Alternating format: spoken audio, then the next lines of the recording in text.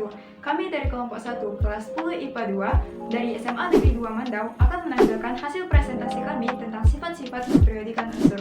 Selamat menyaksikan.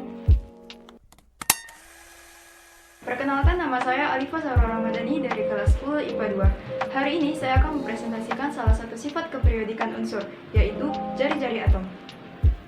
Para ilmuwan banyak yang berpendapat bahwa atom itu bentuknya bulat seperti bola. Jadi kalau kita beri gambar, maka akan memperoleh gambar seperti ini. Kita anggap ini sebuah atom. Pada atom itu ada yang namanya inti atom, ada yang namanya kulit atom. Kalau kita gambar, ini merupakan inti atom, sedangkan ini kulit atom. Nah, pada atom itu memiliki jumlah kulit yang berbeda-beda, tergantung berapa banyak elektronnya. Jadi pada atom, kulitnya itu bisa berlapis-lapis. Nah, pada inti atom itu terdapat yang namanya proton. Sedangkan pada kulit atom terdapat yang namanya elektron.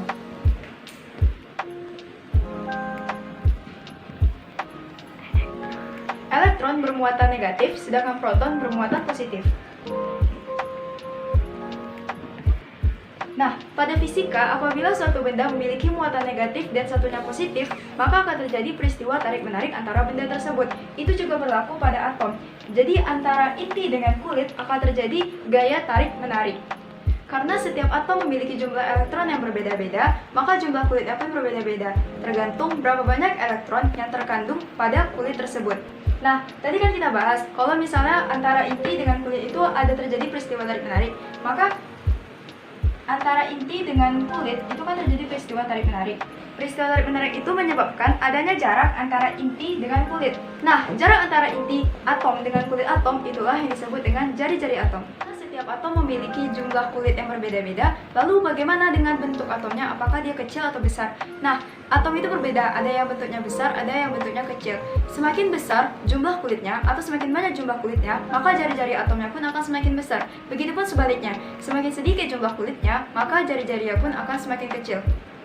Pada tabel periodik, periode itu sama dengan jumlah kulit. Jadi kalau kita beri contoh, hidrogen terdapat pada periode 1, artinya hidrogen memiliki satu jumlah kulit. Selanjutnya unsur natrium. Natrium terdapat pada periode 3, artinya natrium memiliki 3 jumlah kulit. Begitupun seterusnya.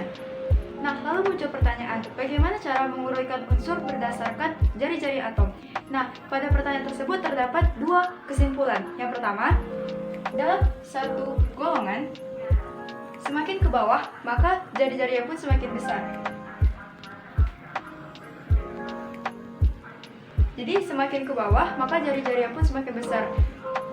Kesimpulan kedua, dalam satu periode, semakin ke kanan, maka jari-jarinya semakin kecil. Kenapa jari-jarinya semakin kecil? Karena semakin ke kanan unsur tersebut dalam tabel periodik, maka jumlah elektronnya pun semakin banyak. Jumlah elektron yang semakin banyak mengakibatkan jumlah kulit yang semakin banyak. Semakin banyak jumlah kulitnya, maka gaya tarik antara inti dengan kulitnya pun semakin besar, yang mengakibatkan atomnya pun mengkerut atau mengkecil. Untuk lebih jelasnya akan saya berikan satu buah contoh. Urutkan unsur berikut berdasarkan jari-jari atom. Terdapat unsur magnesium dengan nomor atom 12, unsur fosfor dengan nomor atom 15, unsur argon dengan nomor atom 18, unsur kalium dengan nomor atom 19, dan unsur kalsium dengan nomor atom 20. Nah, untuk mengurutkan berdasarkan jari-jari atomnya, kita buat dulu konfigurasi elektron dari masing-masing unsur agar mengetahui di mana letak unsur tersebut pada tabel periodik. Nah, saya telah membuat konfigurasi dari masing-masing unsurnya, yaitu unsur magnesium terdapat pada periode 3 golongan 2A, unsur fosfor terdapat pada periode 3 golongan 5A, unsur argon terdapat pada periode 3 golongan 8A, unsur kalium terdapat pada periode 4 golongan 1A, dan unsur kalsium terdapat pada periode 4 golongan 2A. Kalau misalnya kita berikan sebuah gambar contoh tabel periodik, maka data pun akan diperoleh sebagai berikut. Magnesium terdapat pada periode 3 golongan 2A, maka letaknya di sini. Terdapat pada periode 3 golongan 2A, maka di sini magnesium. Nah, fosfor terdapat pada periode 3 golongan 5A, maka letaknya di sini. Unsur argon terdapat pada periode 3 golongan 8A, letaknya di sini. Sedangkan unsur kalium terdapat pada periode 4 golongan 1A, berarti letaknya di sini. Dan yang terakhir unsur kalsium terdapat pada periode 4 golongan 2A, maka letaknya di sini. Nah, karena kita sudah mengetahui letaknya, maka dapat diambil kesimpulan dari urutan yang paling besar ke yang paling kecil dari unsur tersebut. Tadi kita sudah membahas bahwa semakin ke bawah maka jari-jarinya semakin besar, sedangkan dalam satu periode semakin ke kanan maka semakin kecil.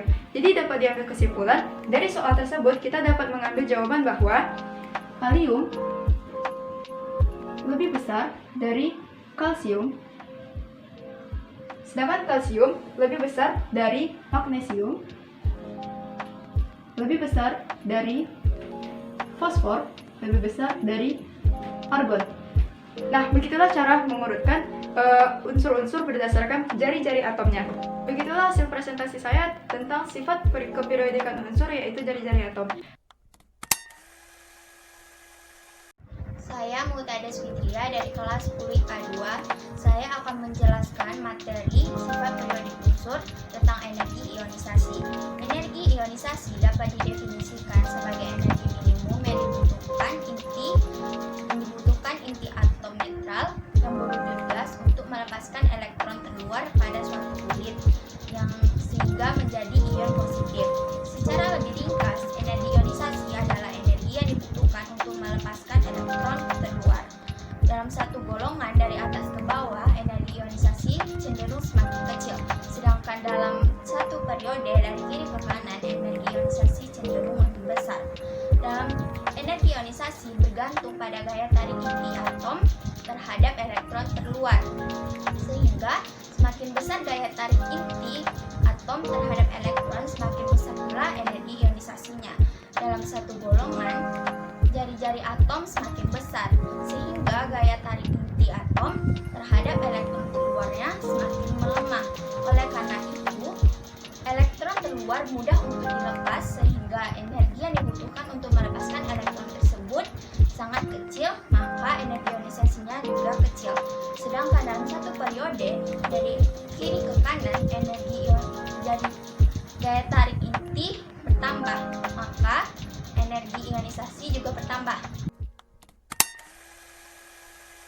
Saya Muhammad Raffi dari kelompok 1 kelas IPA 2 akan menjelaskan sifat keperiodikan yang ketiga, yaitu afinitas elektron. Afinitas elektron adalah energi yang dibebaskan atau yang diserap oleh atom yang berwujud gas atau atom menerima elektron. Unsur afinitas elektron yang bersifat negatif kecenderungan lebih besar menyerap dibandingkan afinitas elektron yang berenergi positif.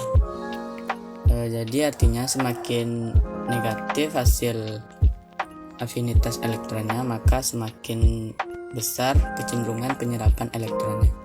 Walaupun demikian, ada beberapa kecenderungan lainnya. Yang pertama itu dalam suatu golongan dari atas ke bawah,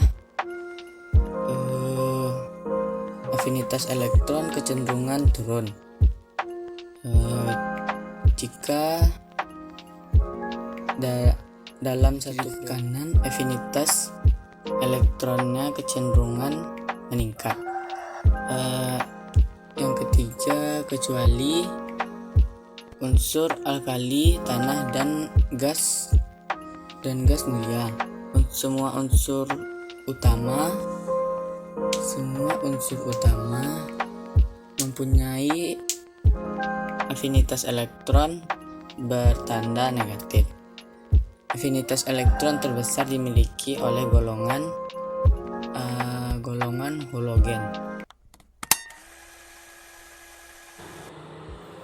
Perkenalkan, nama saya Balwin Pascaloise Siregar. Saya akan menjelaskan salah satu sifat konfigurasi, yaitu sifat logam. Ditinjau dari konfigurasi elektron, unsur logam cenderung melepaskan elektron yang memiliki EI yang kecil, sedangkan unsur non-logam cenderung menangkap elektron yang memiliki nilai keitron negatif yang besar.